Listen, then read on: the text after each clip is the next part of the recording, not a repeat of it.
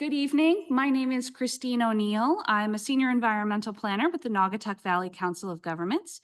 We are here tonight to talk about our flood resilience projects for three communities, Naugatuck, Oxford, and Seymour.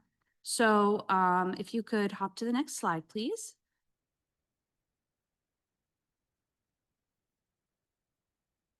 So we are here tonight because of a grant that our organization, the Naugatuck+Valley Council of Governments, received from the Connecticut Department of Energy and Environmental Protection, or DEEP.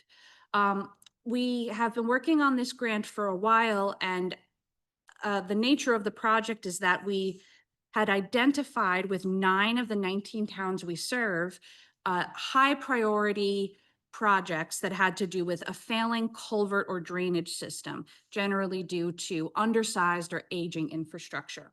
And so you can see the towns up there. We worked with them to bundle all these projects together and hire a single engineering firm, which is Luke's, who are with us tonight, to design 30% plans for them for these upgraded culverts or drainage systems, and working with our partners at Save the Sound, who are also here with us tonight, to make sure that the solutions work both for people and for the environment. So next slide, please.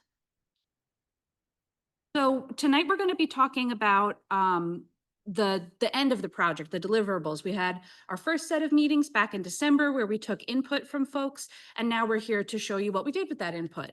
So we'll be going over the 30% designs for each site, which will be displayed up here, but it's sometimes a little tough to read. So we also have the printed versions there, and anyone's welcome to check them out.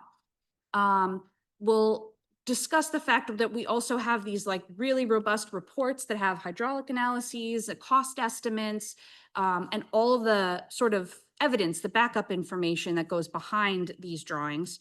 And then ultimately, each town is going to be left with a funding guide that says, okay, we got you part of the way there. Here are the grants you can apply to, and here's a draft narrative that you can use to get us the rest of the way there and get that implementation funding.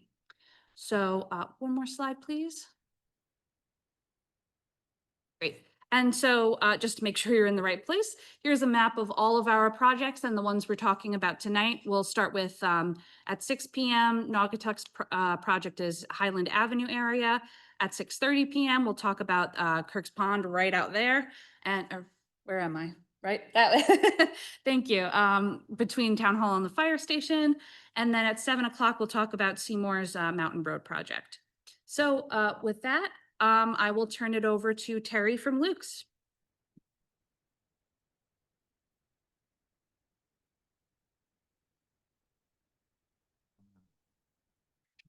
Live. Good evening. My name is Terry Gallagher, engineer with Luke's Engineers. I'm my boss, Ron Nault, with me here today. And we lead a nice team of designers and surveyors to do all the work for NVCOG in the towns. And we're very grateful to everybody's assistance at the town, at the borough of Naugatuck and the town of Oxford and the town of Seymour. They've all been very helpful, as have some of the people from the Connecticut DOT and the utility companies. It's red. Does that count? Sometimes, yeah. Okay. Okay. Let me see.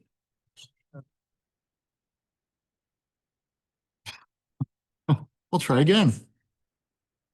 No, thanks. So anyways, and the 3 projects that are here tonight, is that going through okay? The 3 projects that are here tonight, we can slip to the next slide to get to Naugatuck's. The Naugatuck project, for anybody who's online, is off of Rubber Avenue. It's the hillside above Aetna Street. It had severe neighborhood street flooding multiple times. It has some very old drainage systems. The borough has made some efforts to correct that by upgrading storm drains over the years, but the projects are not all complete, and there's gaps in there that do not allow the drainage system to flow correctly. Plus, there's some very steep roads. There's 10% roads. It's very constricted roads, a lot of on-street parking. Not enough catch basins. So the Public Works Director, Jim Stewart, has been out there during storms where it looks like it should be whitewater kayaking down the sidewalks through there. And it's very disruptive to some of the neighbors. They've had multiple property damage, flooded basements, damage to driveways. So it's a recurring damage problem. And that stretches all the way up to Millville Avenue, I'm sorry, at the top of the hill. So our project is to go and fill in the blanks on the city's earlier projects, connect the dots, put in some bigger pipe, which requires generally full street reconstruction. So invariably they hit a water main or gas main or something, and by the time they get done, they have to redo all the pavement and all the sidewalk just because it's very narrow streets. And our project will entail that for several blocks in downtown Naugatuck going up the hill. Next slide, please. This is the general area. Rubber Avenue and Long Hill Pond Brook are down at the very bottom. But it's on the west side of town as you're going over toward Middlebury. It's not quite, I think we're past it's not quite to the Stop and Shop Plaza, if people are familiar with that. So anyways, it's Millville Avenue, down Hoadley Street, over to Highland Avenue, and connecting through to some of the other streets down below. But they've installed 60-inch and 54-inch pipe down in Rubber Avenue and Cliff Street to take the flow. Next slide, please. Oh, and yeah, when we started, we went out with the town staff and they took us through every neighborhood and showed us all kinds of problems. They were very good about getting us earlier studies and utility information. And we've taken that and combined it with some of our other mapping, and we're making base maps of the whole neighborhood that are up to date. Next slide, please. And you can see in some of this, there's areas where the flooding had just occurred. Water's coming so hard, it's blowing the catch basin grates right out of the catch basins in the middle of the street. They get blockages of debris that pushes things up. It's very dramatic when it's flowing hard on some of that area. And I believe that's on Hoadley Street or Highland Avenue, those photos. And it's scouring out people's driveways and buckling pavement, and it's creating maintenance nightmares for the town. And they've been trying desperately to fix this amongst other places. When they had the August 19th flood from last year, it looked like the Mississippi River was running down Rubber Avenue in places. It was amazing when we went out there the next day. Next slide, please. So this is our project area. It's in black on a black and white. We probably should use yellow or red, but I have the maps over here on the side if anybody wants to see them.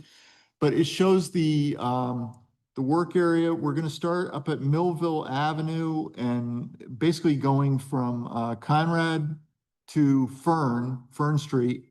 There's like 4 or 5 blocks there where they don't have a lot of storm drainage at the top that's in good size.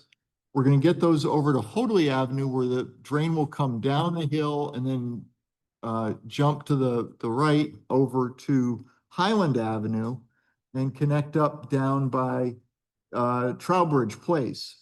We need to verify where the city left off the last construction on Trowbridge Place. They installed a number of 54-inch pipes and 48-inch pipes from Trowbridge down to Moore Avenue. However, they ran out of money and they were not able to finish the work in Moore Avenue. So some of the 48-inch pipes drain into 12-inch pipes. That creates a big bottleneck. So what we will be doing is going down from Lynn Road and LeClaire Drive, or LeClaire Court, I'm sorry, down to Cliff Street and connecting the dots there. So that will be our phase 1 to link up the bottom half so that half drains. And then the phase 2 will be this area that we're showing here in this slide. Next slide, please. And this slide shows the phase 2 area where we're coming down toward Aetna Street and Rubber Avenue. And that's where the city has in place 60 and 54-inch drains. They've been upgrading their drainage structure in Rubber Avenue for the last year. They've been doing a lot of sewer work too in town. but they're building the good system to tie into at the foot of the hill, and then we're connecting our way back up the hill.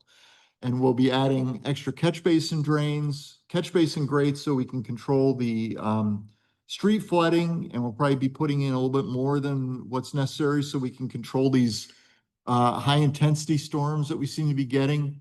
And the pipes will be upsized for the 25-year storm or whatever storm we can make them. We're basically working to connect the dots there with the existing infrastructure. But it's going to be a lot of busy work because there'll be a lot of utility relocations and, like I said, a lot of street relocations, but we'll try and make it as non-intrusive to the neighborhoods as we can. It's all residential neighborhoods till you get down to Rubber Avenue where it's more commercial district. Next slide, please. And one of the things we're going to look at as part of the DEP grant is to see if we can do any type of green infrastructure that can reduce runoff coming into these neighborhoods. We're going to look at that in all the towns. Most of the areas that we're going to be doing work in Naugatuck, it's fairly steep roads with not very wide road right-of-ways to work with. There are some flatter areas, more gentler places. When you get up by Millville Avenue, there's some senior housing, there's some lawn areas. We may be able to do some things like rain gardens. There's some examples from Route 34 in Derby where they can be very nice, low cost, very attractive things that you can either direct your house runoff gutters to or some street drainage to, and it lets some of the water perk in the ground. And then you're all you're dealing with is water that's overflowing into the catch basins in the road rather than taking every drop of water on the road. The other things we might talk to the city about, the borough about, are having tree filters where maybe we can add some street trees where they actually have a box next to around the tree that lets some water soak in the ground with an overflow to the catch basins. So you still have regular catch basins, but some of the water soaks in the ground. We just got to make sure these are things that the borough wants to own and maintain. Because if you don't own and maintain things, they don't work well after a few years.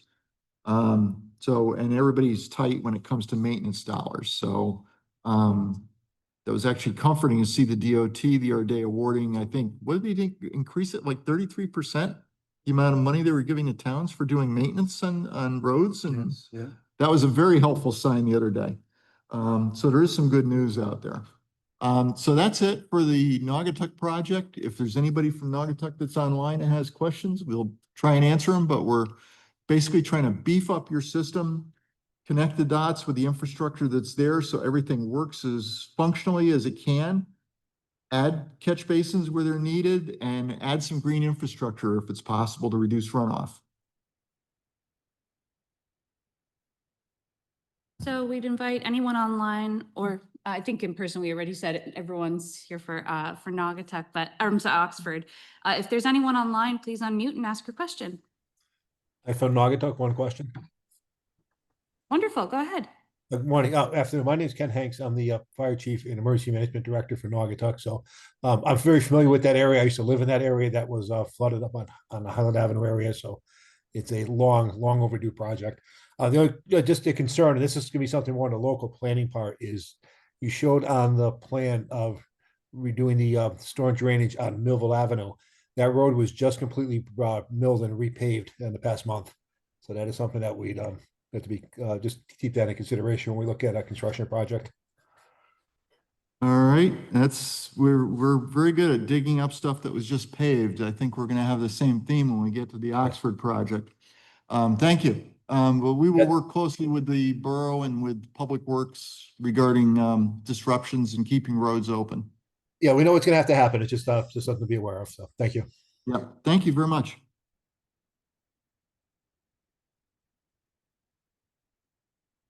Anyone else online with questions about the Naugatuck project?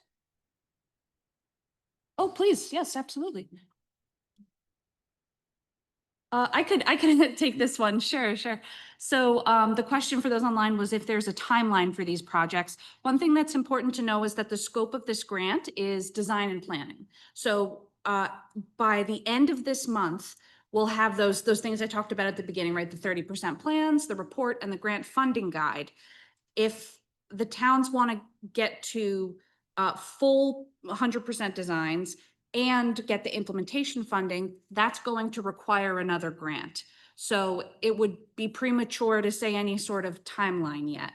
I will also note that this original grant came out during a different federal administration when there was lots of infrastructure dollars floating around. And the intention of this grant was to create a pipeline of shovel-ready projects that could apply for those federal grants. So we're in a different funding landscape now, but you know, we'll still pursue it. We're going to work very closely with Oxford, help them get over the finish line any way we can.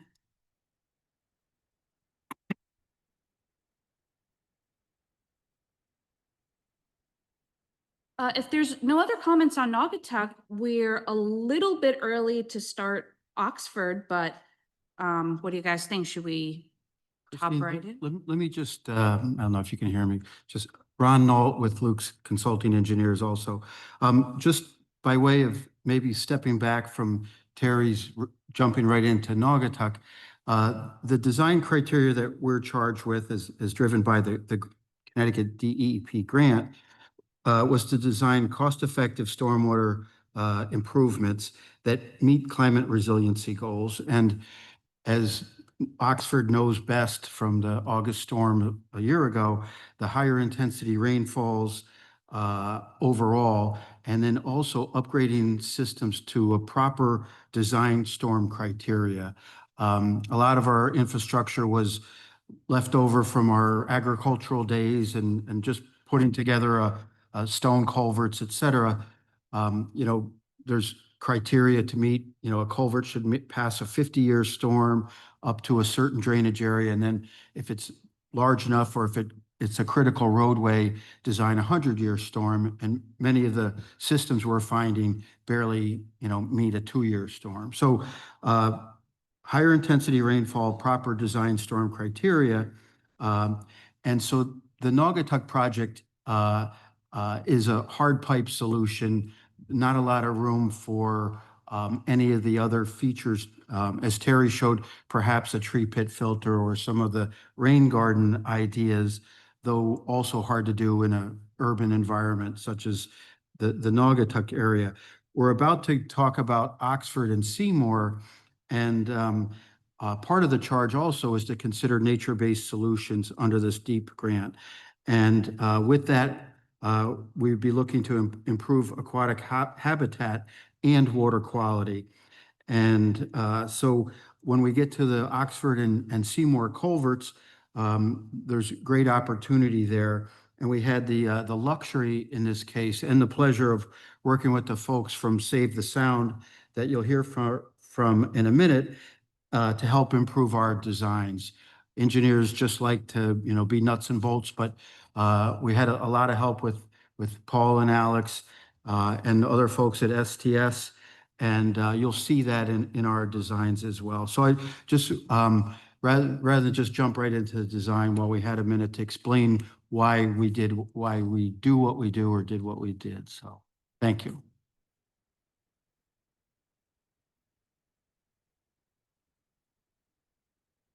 Sure.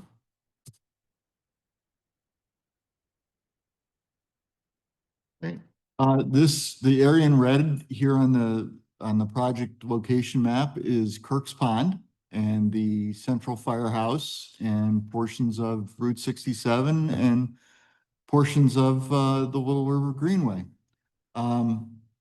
Next slide, please. That's our project area.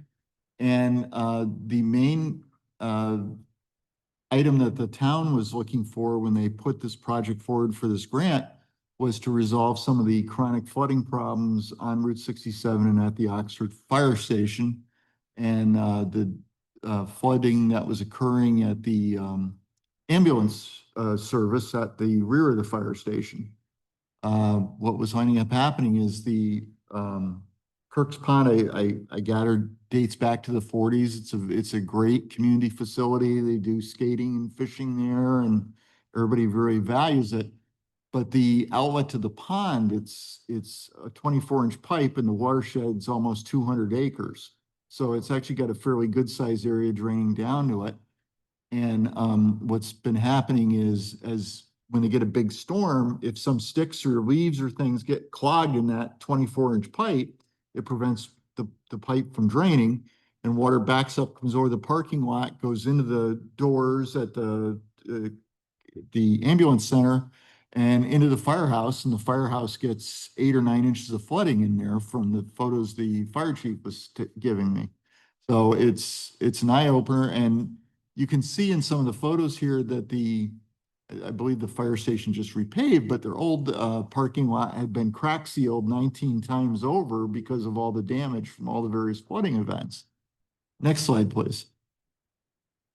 And there is a designated FEMA floodplain mapped on the Little River, but the area coming down from Kirk's Pond, they just put a blob on it and said area of approximate flooding. There was no detailed study for that. They just said this area does flood, but it's approximate. You get different levels of the FEMA mapping. Next slide, please. And this is, I was pointing out before, there's a little 24-inch outlet that's behind a weir underneath the grate on the Little River on Kirk's Pond. And that's the existing outlet. And then that goes into the storm drains that run through the front of the fire station parking lot. So when they get a big flood event, that pipe gets filled up and all the water starts coming out of the catch basin grates in the station parking lot and flooding the road. And the two pictures at the bottom were the damage that occurred after the flooding of August of 24, where water was going down in front of the fire station. Actually made out okay. The pavement out in front of the Grange Hall and the school got trashed pretty good. And that all had to get repaired along with all the stream channels downstream. But I got to say, I'm really impressed with what the Connecticut DOT did repairing all the bridges up and down Route 67. I thought it was a pretty heroic effort to get everything back up and running as quick as they did. Next slide, please. So we went out and mapped. There were no maps available showing all the existing conditions when we started this, but we went out and surveyed the pond, the culvert. We got the elevation of all the doors and window elevations going in and out of the firehouse so we could see what elevations we had to get to protect the facilities. We got the state mapping, we got the state drainage, we got the drain, we got some of the bike path and the greenway paving on the other side of the road and the outfall where it drains into the channel that goes to Little River. The town engineer, Brian Stierak, was very helpful. Karen Good was very helpful here and in the office. I'm sorry, yeah, Karen Cook, sorry. And the fire chief was very helpful too. So we had a lot of support from the town of Oxford folks. Next slide, please. And as I said, we analyzed, we field checked the watershed. It's almost 200 acres, a little under, and it's all funneling down a narrow ravine and coming out through Kirk's Pond and heading toward Route 67. So everything's coming to one spot. Next slide, please.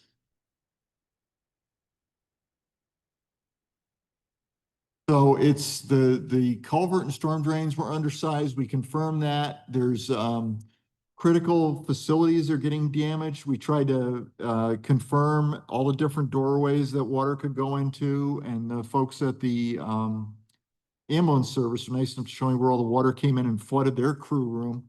We got that on the survey, and we looked at a bunch of different options to try and lessen the damage. And we tried to pick the ones that had the least impact to the environment and to Oxford's facilities. Next slide, please.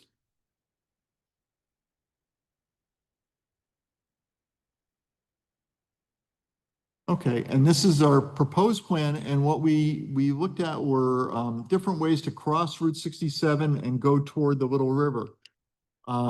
This is all post the flooding of last year. We started this before the floods hit in August and we finished afterwards. So we're aware of things like the Memorial Plaza on the other side of the road, nice infrastructure that the town has built. We didn't want to do anything where we caused that to be disrupted. We knew they had the sidewalk project on the books and they were going to be doing it at some point, but we said we'll try and limit whatever we do here to a narrow swath. And so we didn't go a straight shot across the river because there were a lot more wetlands and things on the other side of Route 67 that would have been disturbed. So it would have been a much bigger wetland impact. But what we did do is we tried to look at what happens, we upsize the pipes through the school, through the fire station parking lot. What if we put in parallel pipes? We'd still have the problem with the Kirk's Pond flooding the parking, the drainage for the fire station and causing flooding. So we finally settled, and it was actually a suggestion, I believe, from early on from the fire chief, just put in a new box culvert to take the upstream drainage around away from the fire station. And we did that, and we're paralleling the existing drains that are coming from Kirk's Pond, but we couldn't just drain Kirk's Pond. That was one suggestion I had early on, and I was told that I would be run out of town on the rail if I did that. To just lower it and make it a big detention basin. And so what we came up with was a new big box culvert. But in order to get the box culvert to have capacity, we have to rebuild the head wall that's out there now and rebuild a new weir upstream of it. So the water level in Kirk's Pond will look pretty much almost exactly what you see today, but there'll be this big, much larger drain that can take flood water away from the fire station, and it's totally independent. So the water isn't commingling with the drains in front of the fire station parking lot. Those drains will still remain, but there's a little weir there to separate everything at the front so that most of the flow is going to the box culvert on a day-to-day basis. And if some brush or whatever washes over the weir, it goes into the box culvert and can wash all the way through. It won't clog things up. It's a 12x4 box culvert. It's got a lot of capacity. We can get it so it's much more capacity than the 2-year storm that gets clogged now, that the system has now. This will pass the 100-year storm, and it's a fairly conservative estimate of the 100-year storm. We may want to revise it a little bit when we review things with the town engineer. But the town engineer is away for a couple days, and we've sent him the drawing so you can take a look at it. But next slide, please. I'm sorry, back up. Can you back up one, Craig? This, by the way, it's got the same inlet where the existing inlet is, and it discharges at the same location on the Little River side where the existing head wall is. So we would just replace that head wall too, but all the wetland impact is in a very small, limited area. So it should be relatively easy to permit. We would need a permit from the Connecticut DOT to cross Route 67 because that's a state road. So you need an encroachment permit from District 4, but we've already talked to them a little bit about that already. Next slide, please. So on the left-hand side, you can see the existing 24-inch, and it's better on the plans on the table, the existing 24-inch outfall from the culvert at both the pond and at the downstream end. Next to it is the 12x4 box culvert showing the location at the pond. We're not showing the weirs there, just so you can see the box culvert clearly, but there's a concrete weir in front of the box culvert that holds the water level in Kirk's Pond at the level it's at now. And then it just gives it a much bigger weir to spill over to and go into the box culvert. So the hydraulics of the inlet are much more improved than it is now and much less likely to clog and be a maintenance problem. So we think we have and the parking lot will have to get repaved. We will have to relocate a sign that's out there and possibly a little electric and maybe some lights and shrubbery. We may have to relocate the utility services that are going to the fire station now, just so we can get the box culvert in, and we may have to move the water services going back to the dog pound. We may have to do a reroute of them. But the utility relocations are fairly minor. We're avoiding most of those. I don't know about, we may have to deal with Aquarian for their main out in the road, but we can relocate a water main pretty readily. That's not a big problem. So that's our design, and it's designed to be very robust. It provides 100-year flood protection, keeps all the water from going in the fire station or the ambulance facility, will protect the pavement so it's not a maintenance issue. It keeps the Kirk's Pond community resource operating just the way it is today for kids skating and fishing and things like that. And most people won't even notice the difference. And it really is not going to change the flows going to the Little River. It'll be the same way it's going, and it won't affect the greenway at all. The existing 24-inch pipe will still be there. The catch basins will be there. They just won't be seeing all the runoff from 200 acres coming through the front of the fire station parking lot anymore. So they'll be totally bypassing that. And it won't damage the greenway on the other side of the road with this alignment. So we think this is a home run. We just got to get funding for the town for this thing. As Terry said, a precast reinforced concrete box culvert is also about as low maintenance and long lasting a stormwater system as you can imagine. So once funded, assisting the town in finding grants, once constructed, very little maintenance of that system for a long time.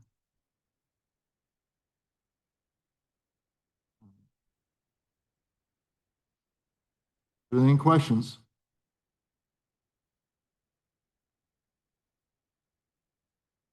We're working on finalizing that, but it will be expensive. No, it's gonna be underneath 40 million, but we can keep the rest of the money that's not spent on construction if we go with a 40 million estimate. But it's gonna easily be over $1 million. But not much over. No. It's a regular infrastructure project, readily available materials. And a box culvert is cast off site and only brought to the site when ready. And so it minimizes the disruption of construction time. But that is one of the things that we're giving NVCOG at the end of the month, so they can use that with the town to apply for grants.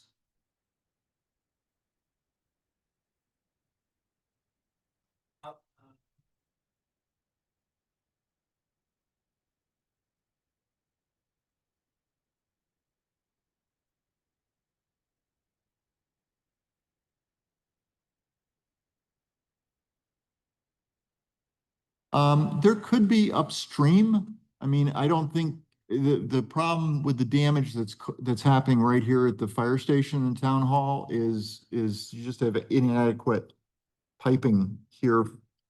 In hindsight, it would have been better if instead of putting the firehouse there, they found a better site 30 years ago that was up out of the floodplain, but it is where it is, and we got to work with it.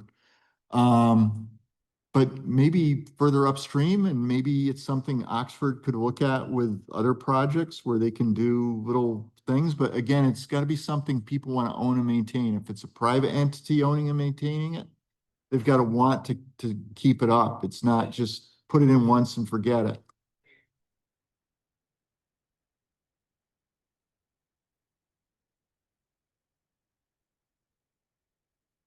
Oh, yeah, we could easily, yeah, do a lot of native wetland restoration planting there, so it looks and feels like a natural stream bank.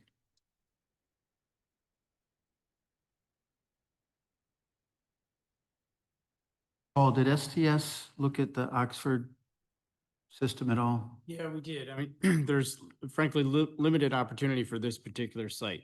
You know, there weren't all that parking lot needed around the fireplace. The fire department is obviously necessary for truck maneuvering and everything. So we didn't look for any, we didn't see opportunities for replacing impermeable surfaces with, I thought the Greenway Trail is really nice, but you're already in the floodplain of the Little River at that point. And so there isn't much opportunity for like new infiltration opportunities in that floodplain. But like Ron said, the area could be, renaturalized with native plantings to provide some habitat benefit to the corridor.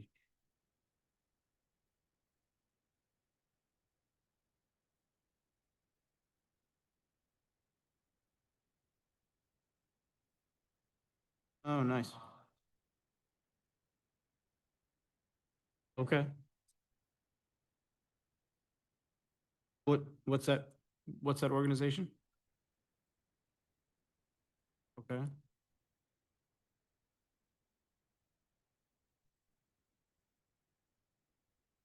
Okay, good to know. Thank you.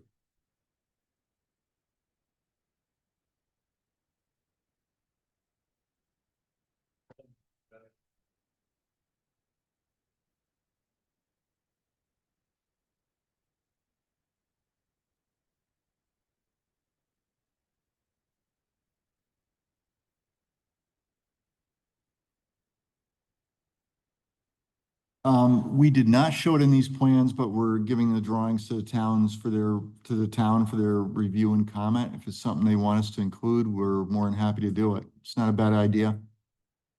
We just wanted to let the town know that they're not final yet. We want, the town engineer, wetland people, whoever, or selectmen, everybody gets a shot at adding stuff to it. So I think it's a great idea.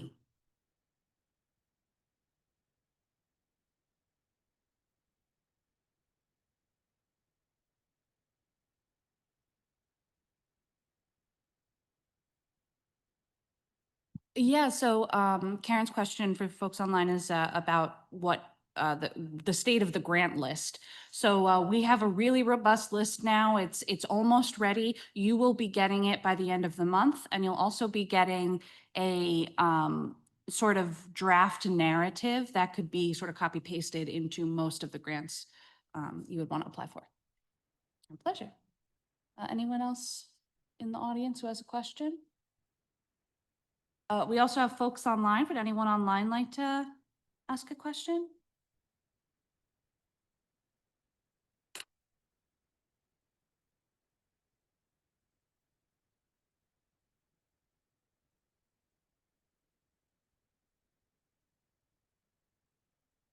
Okay, maybe folks were just listening in.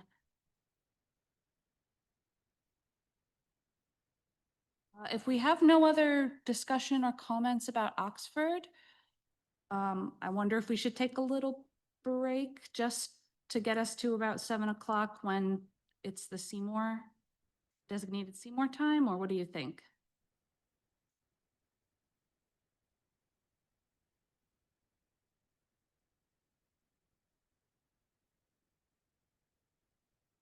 Sure. I felt bad. I saw a few stragglers come in at 6:30 when they were supposed to, so they missed the first part of the presentation for Oxford, and I feel bad. So it is recorded. Yes, absolutely. We'll be posting the recordings afterwards. If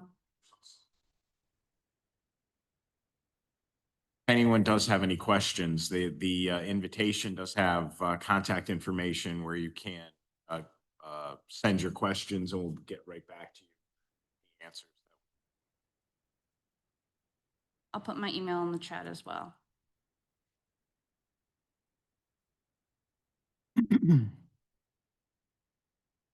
Christine, if it works, we could begin Seymour and make sure we hold over past 7 o'clock and pick up anyone that might be just joining at that point. Sure. That sounds good to me. So I guess we'll get started with Seymour. I'm a Commanders football fan and they're on tonight.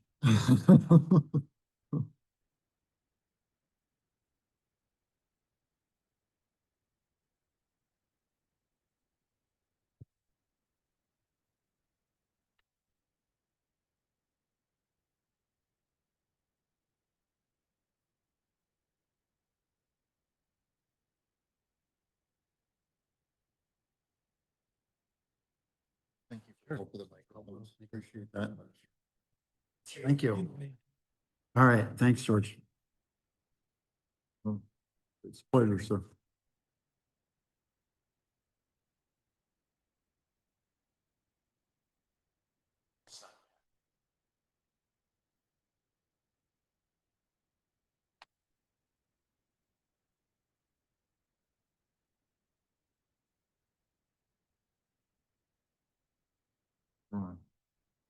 Ron was coming up 26, but nobody's seen the number yet.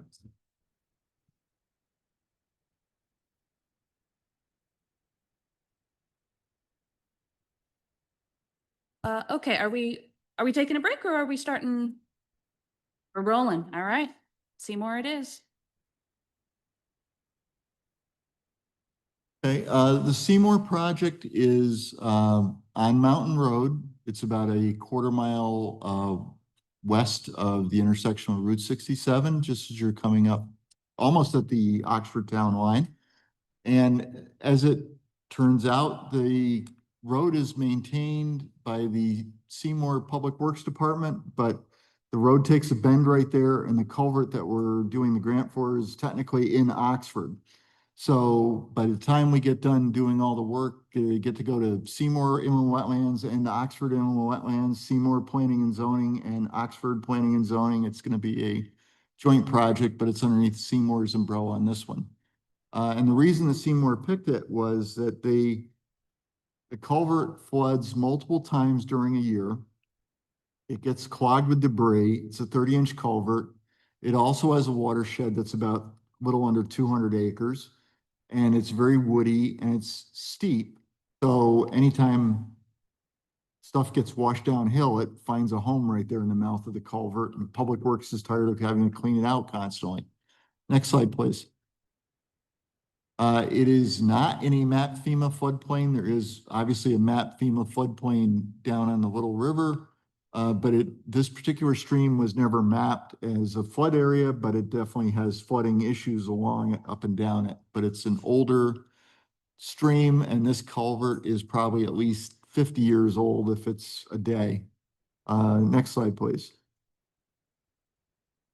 And we're working closely with Save the Sound and the design for this one because it's got wetland habitat associated with the culvert. So Paul, take it away. Thanks, Terry. This is a little bit of a side John here, but my name is Paul Woodworth. I'm with Save the Sound. Also with me is Jeff Barilla. We lead environmental action in the Long Island Sound region, climate change, saving endangered lands, protecting the sound and its rivers, and we work with the ecosystem to work with nature to restore ecosystems. Next slide. Just a couple of background slides about us. We have the Sound Keeper, which does pollution monitoring. We take legal action where appropriate. We advocate for environmental legislation in Hartford and Albany. And of course, we do ecological restoration, which is our team that was brought in on to this project. Next slide, please.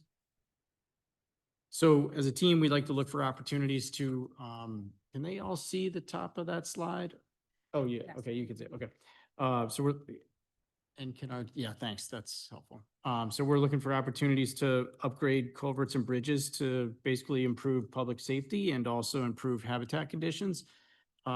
Small undersized culverts block fish and the movement of wildlife, and they're easily overtopped or damaged during flood events. And so this is sort of a win-win situation. When we find problematic areas, we try to fix them for both the benefit of the public and wildlife. Next slide.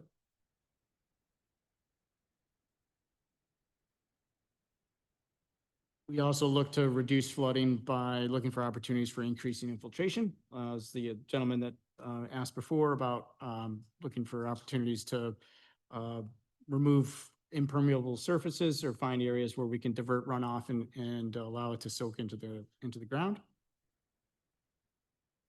And we also look for opportunities to maintain connections to natural floodplains. Floodplains are like a pressure relief valve for a river channel or a stream or river. Where it's been constricted or taken away, we try to restore it when it's feasible. Yeah, it's a way to sort of maintain channel stability and minimize flood damages. Next slide, please. So on this particular project, we employed an approach to culvert design that's been developed by the U.S. Forest Service. We summarize it as Stream Smart or Stream Simulation. It involves a little bit more of a detailed effort than your typical culvert design process that's been done over the years. It involves a topographic survey of not just the culvert and the road, but also the stream profile and cross sections of that stream. And so that profile, those two images at the top show, we're looking for really detailed cross sections to be able to measure the natural width of the channel upstream and downstream, to survey in the profile to catch the undulations in the way the channel is sloped and the features that define that slope. And we also do things like pebble counts where we're actually taking direct measurements of the size of the rocks, of the gravel, cobbles, and boulders that form that stream bed, and use that as a template or as a starting point for designing the channel through the stream crossing. A lot of photo documentation and sketching as well. Next slide. So on this particular site, we actually, if you could arrow forward, you'll get some graphics, I believe. Just like next slide and see if that, oh, okay. Can you back up? Is this a PDF?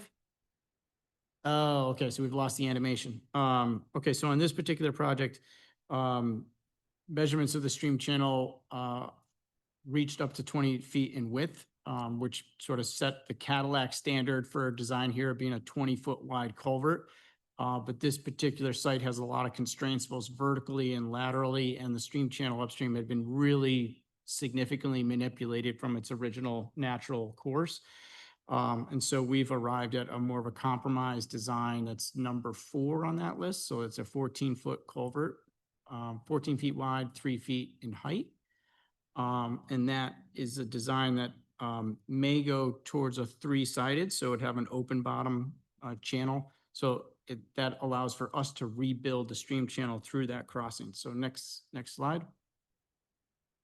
So the image on the left is showing just a sort of a graphical representation of how we would recreate boulder steps through the culvert structure, underneath the culvert structure, with 2 to 4 foot size boulders, approximately 7 per boulder step, each having about a half a foot or 6 inches of drop, with a spacing about 15 feet apart from each other. And that's reflecting the form of the channel upstream of the road crossing as well.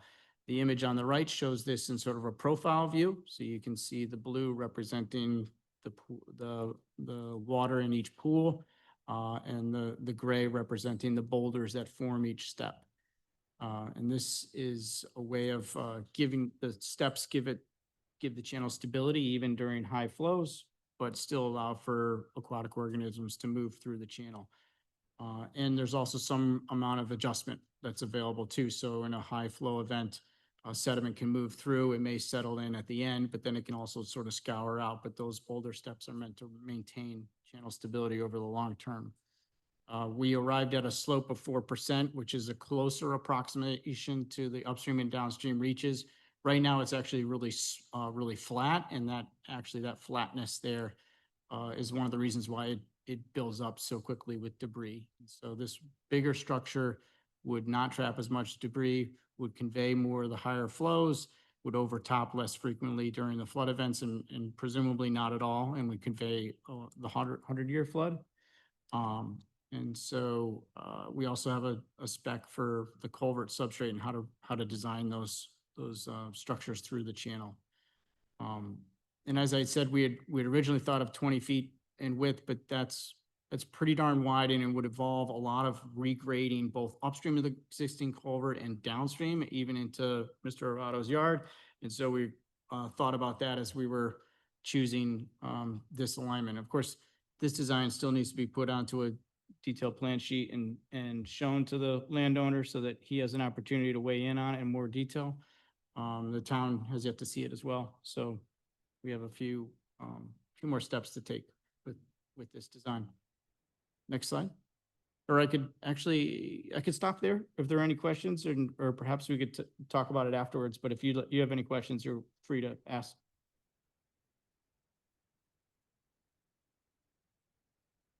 Like during construction, yeah. So just to be clear, to repeat what's been said, is like this project takes us just to like a conceptual 30% design.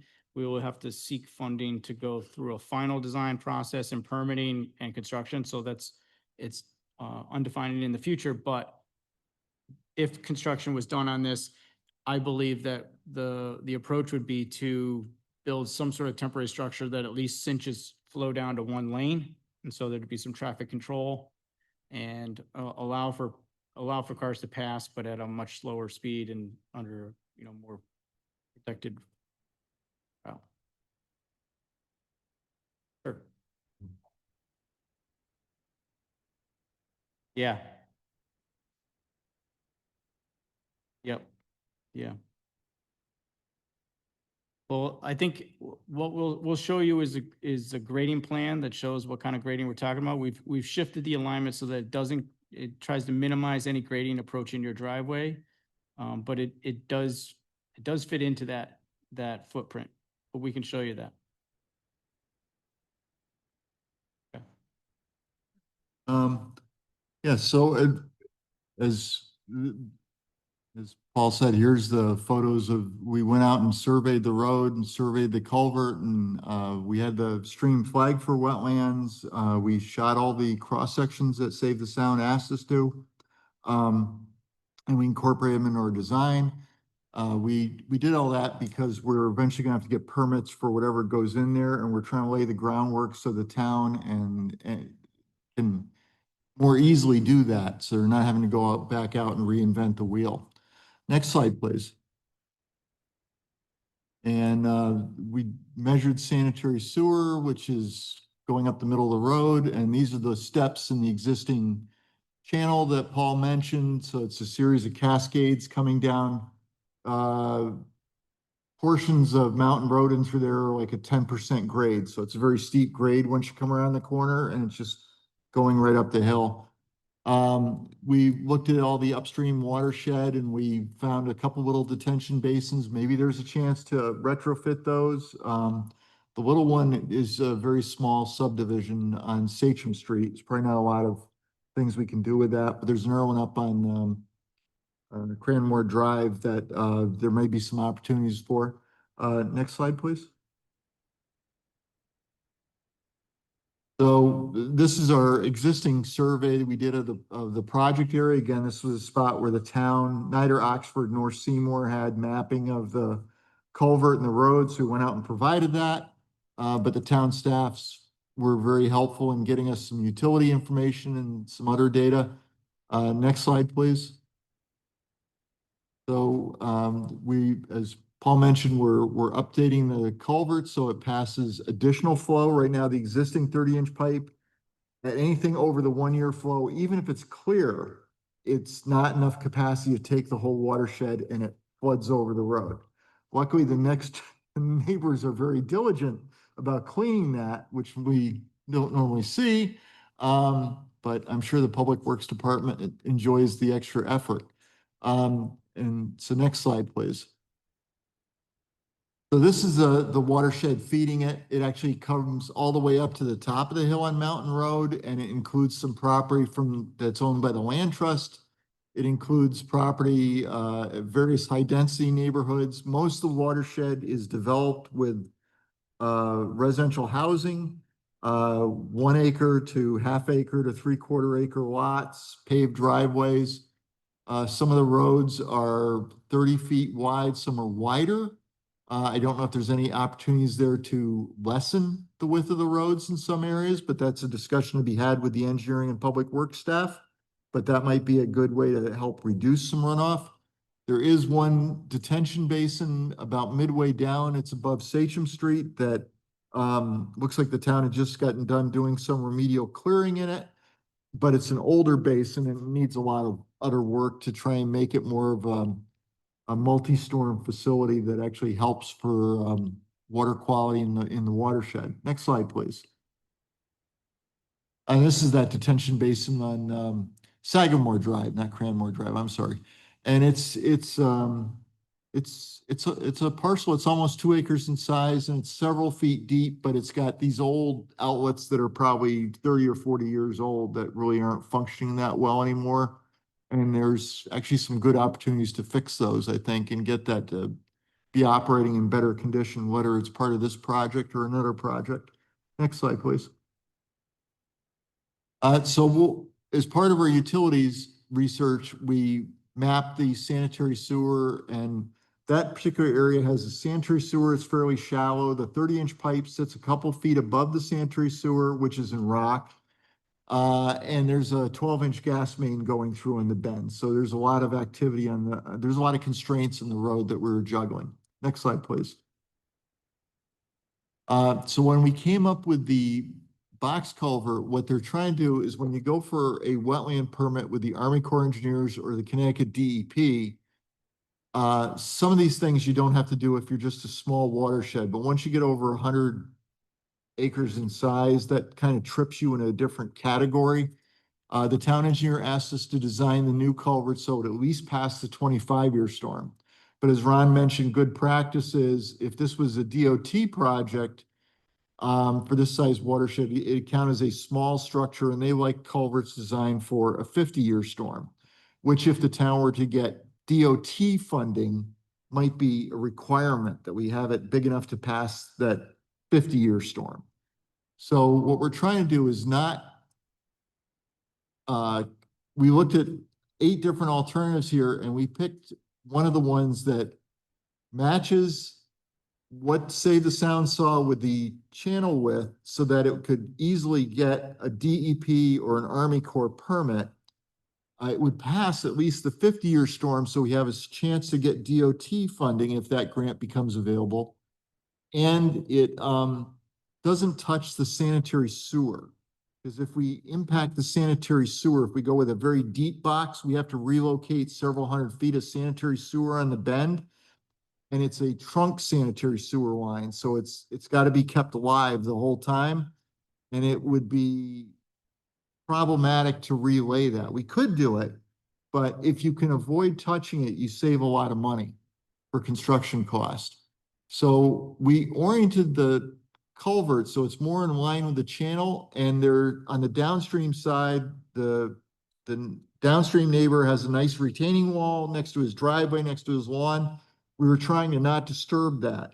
We're trying to do all the disturbance on one side of stream where we could restore it easily into a more natural condition.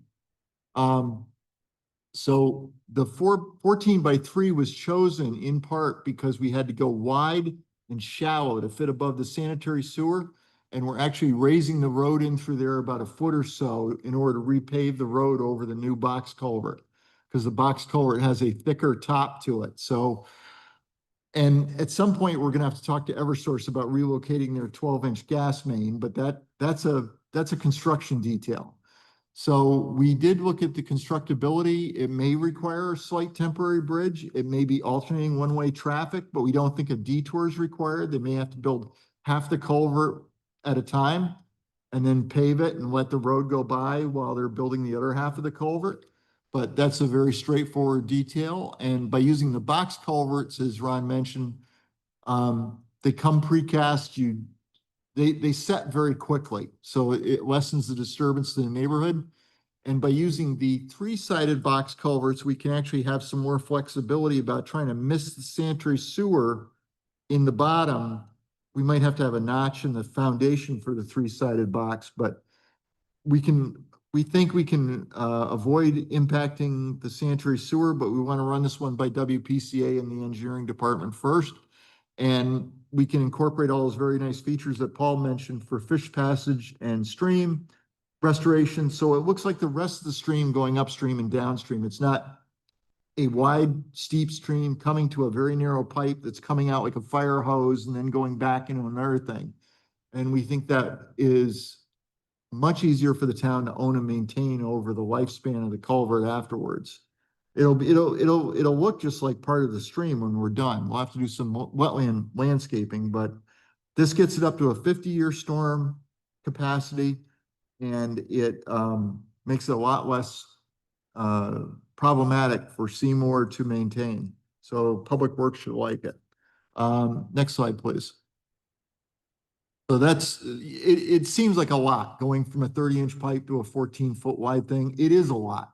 But it's one of those things that if you designed it, we could probably design a narrower pipe or box or something like that, but then we go get a permit for it, the job gets stopped with the DEP and the Army Corps. We actually, they are applying these things these days, and it's easier to design it so it goes through permitting smoothly and it gets built as quickly as possible.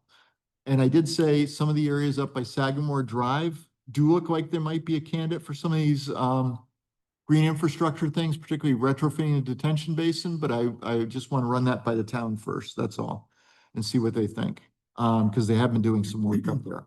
And that's basically it for Seymour. As Terry said, and as Paul observed with his associates, the 30-inch culvert is grossly undersized and resulted in a significant narrowing of the stream to fit into the 30-inch and then expand again, as Terry described it, as a fire hose effect coming out of it. The undersize explains why the road is frequently overtopped and a maintenance issue for the town, prone to clogging, et cetera. The 14-foot box culvert more closely matches the natural stream width in this case. And if that seems bad, we were presenting to people in Woolkit last night, and they had an even more undersized culvert and a similar expansion to a wide box culvert. So it's what we're finding in old infrastructure, you know, not engineered, just someone said, okay, you know, we've got 30-inch pipe laying around, this is what we're going to put here. And it was never really designed to pass any design storm of any significance. And the 30-inch pipe that's in there was probably in there before a lot of the upstream subdivisions were built and a lot of the upstream subdivision roads. So combine that with the fact that you're seeing a lot higher rainfall amounts for storms these days than what we used to design for back in the 80s and things like that. That's why you're seeing a bump up in some of the culverts. But what it does give you is a more robust system. So when you get hit with the floods, even if it's an infrequent flooding event, you're much more likely to not have your road washed away or not have damage. They did have damage down on Route 67 downstream from this culvert. I know they did a lot of riprap repairs along it's near the gas station by the town line. I forget what the gas station is right there. If it's what is it? Yeah, Roadrunner, that's it. So it's the culvert's right there, and there were places where we went down, looked at it, and there's all kinds of stuff blocking the culvert. We took photos, we gave them to the DOT, they had the crews go out and clean it and stuff like that. And this is after they did all the work. So, and they have a same size small culvert down there. So you're gonna see a lot more effort to open up some of these smaller, older culverts and replace them gradually with bigger structures that match the existing stream. And that's more likely to help the town get funding for this project. We hope.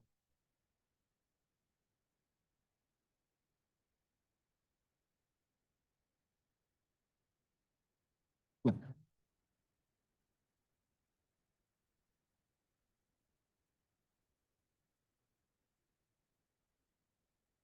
The one of those is 42, I think, is the old driveway that used to feed the house right on the corner. And the one upstream of that goes underneath Brook Street itself, that's a 48-inch pipe. And upstream of that, I think, is a 54-inch pipe at Sachem. So you have a system where the stream is going through a 54-inch pipe, a 48-inch pipe, a 42-inch pipe, and then it gets down to the corner and it's a 30-inch pipe. So it doesn't have the capacity the upstream stuff It's does. backwards. As the watershed increases, the pipe size should be larger, and this is opposite of that.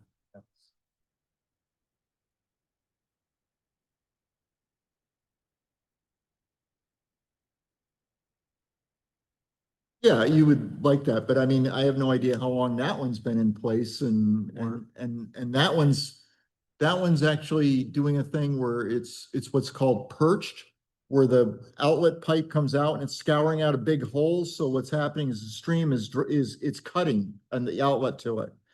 And it's what the Save the Sound folks have seen is when they get it so the culverts are designed with the right slope and the right size, so it's not doing the cutting or it's not eroding upstream. It's also much more resistant to flooding damage, but it's good for the fish and the turtles and everything.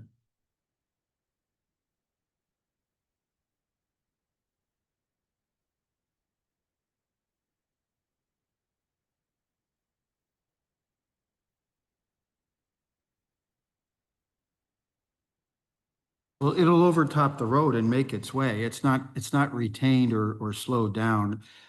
So it's one of those things, you make improvements where you find yourself. And in this case, we're here at Mountain Road under a grant that's meant to provide a modern solution. So what Terry was saying is, you know, the seemingly more intense rainfall isn't just our feeling. NOAA has changed their design rainfall to reflect the higher intensity rain that we're now experiencing.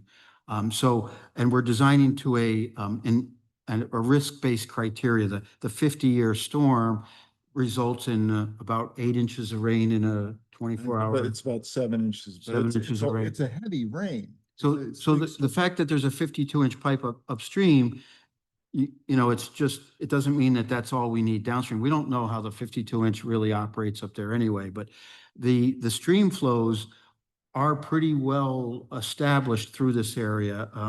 There was a subdivision upstream that had performed a separate calculation where the detention pond. So there's, in a 200-acre watershed about, right? Yeah. Resulting in the 50-year storm flows that require a pipe solution a conveyance solution of this size. And that's what we're providing. So don't get caught up on the fact that there's a 52-inch. That probably is also drastically undersized. But upstream, the watershed's smaller too. Every time we go downstream in the watershed, we're gaining additional drainage area. I don't know if the subdivision with the detention pond is in that 52-inch watershed or not, but That one, well, the doesn't detention matter. basin is just for like 3 or 4 lots. It doesn't actually treat much of the watershed. But it goes into the channel right there, and then that goes through a 48-inch pipe that then goes to the old 42-inch pipe. And that 42-inch pipe is probably undersized, and it's probably whatever, like Ron said, it's whatever they had in the yard when the guy built the driveway. 'Cause it wasn't designed.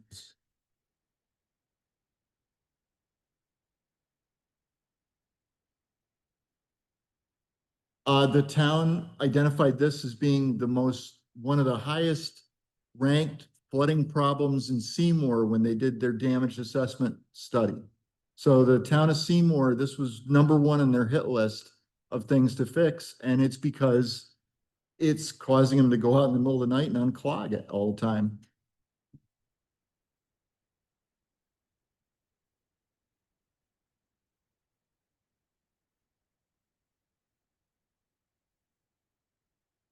No, probably not that far. It's a couple 100 feet. It's really just to get cover over the top of the box culvert and things.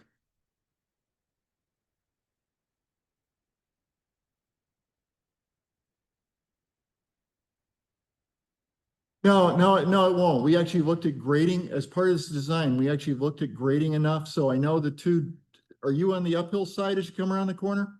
Oh, we looked at the grading of the uphill drive. We may have to shim it a couple inches here and there, but no, there's nothing radical involved with any of the driveways right in the immediate area. Now, this is not a final design. It's a preliminary design. So I don't know if the town engineer wants to extend it or something like that, the roadway work. He might decide, no, move it like another 50 feet or something like that, limits of paving. But we actually took a hard look at how to grade the road and put catch basins at the low point in the road so it would drain properly. Yeah, we did that as part of PD. Well, we lose it by the time we get to the nearest driveways. It's really not. Oh, your driveway's right there on the, yes, yeah. Yeah, I'll show you on the maps when we get over here. We've actually graded it. We think we feather everything out. Okay.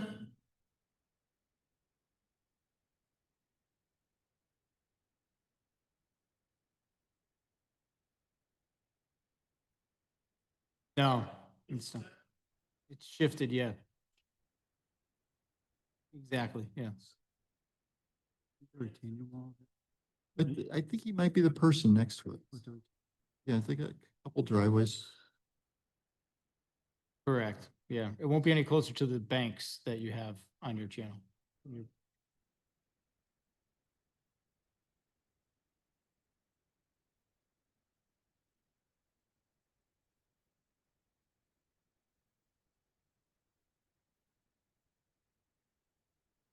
Yeah, roughly, yeah. Yeah. Yep. Yeah, it would be Yes. removed and replaced.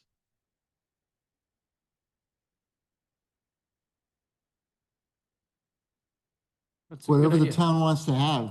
We haven't even gotten into the detail of that, but we did design the culverts so that right now the existing culvert ends very close to the roads. The guide rail is very close to that curve where people have hit it multiple times, it looks like.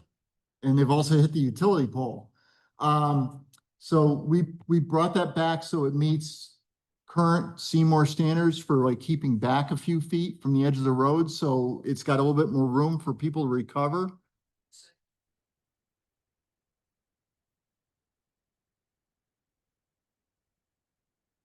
It stays in the right of way, we believe, but it's one of those things we gotta look at for final design.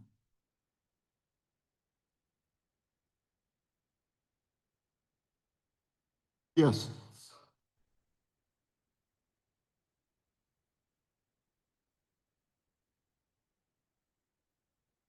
It will have to be, yeah. Yes.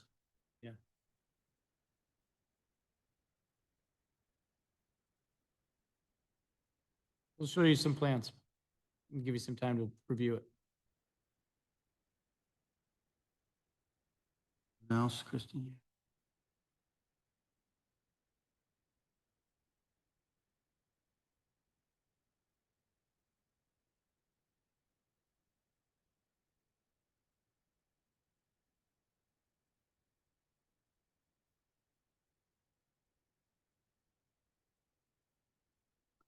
Probably better to look at the Actually, plans. yeah, You know, look at the plans. I don't, it's hard to see it, any detail. yeah, it's really, our limit of work is right on the corner itself. It,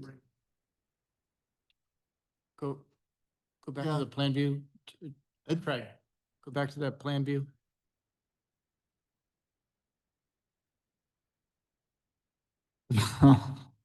Yeah, it's from the sound of it, people go around the curve too fast.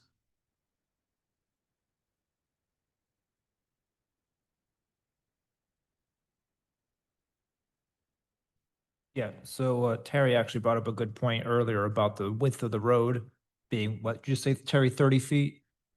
That's over engineered for a residential neighborhood.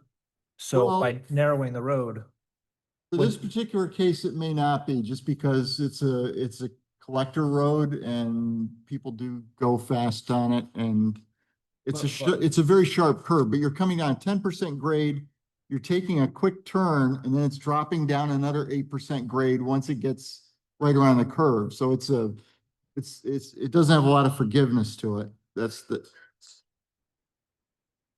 yeah, I overheard that, yeah. yeah, the upstream areas, you got big roads and it's a lot of asphalt that may or may not, I know some towns like to be able to park on the roads for the kids' birthday party and whatever, but you know, that, all that asphalt does impact all the folks downstream, so. Yeah, I probably look at the maps, but I don't think we're affecting. Maps, we're not gonna see it at this. So, You know, one other person online and they haven't come off mute, so I think if it's more helpful for you to move to. Do you have any further questions anyone wants to ask first? More helpful to go to the plans? Yeah. Okay, then, we do have one user online still. If you have any questions, you can unmute now.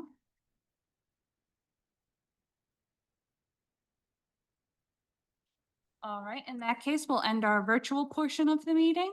Thank you so much and have a great night.